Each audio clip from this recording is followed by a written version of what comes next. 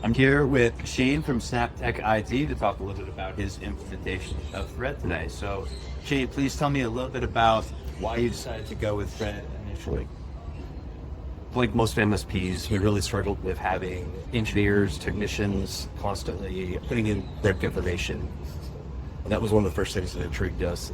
I got tired of having to coach these individuals on how to effectively put tickets in the proper priority, how to categorize them with the proper subtype item. All of that stuff's critical for me because in order to be able to look at trending and tracking different ticket trends, I need to be able to have accurate information into the system. And I was constantly finding errors and mistakes that were made. We'd also have baked tickets that come in with the summary line. So having the ability to have even that updated with some AI technology was very intriguing. Absolutely. And based off of that, what do you think Thread helps you the most when referencing your business objectives and your business outcomes? Shortly after we implemented Thread, we started understanding a little bit more of what magic data, what we could do with the master heads and the additional heads. And part of what we had was our tier one individuals. We had them asking pointed questions. Like I said earlier, clients are notorious for saying in vague tickets. They think they've provided enough info, but we don't have enough to actually forward the ticket.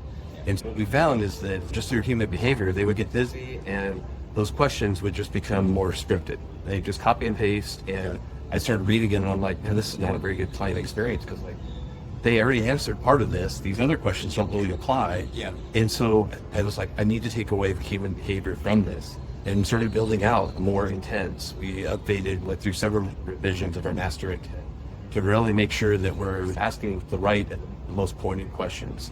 Still more work to do. There's a lot of the new stuff coming out. I think it's really going to help us take that to the next level. And our goal behind all of it is to make it as human of a like as possible. Yeah. And off of that point, what are you most excited for that we've got coming up that you are aware of?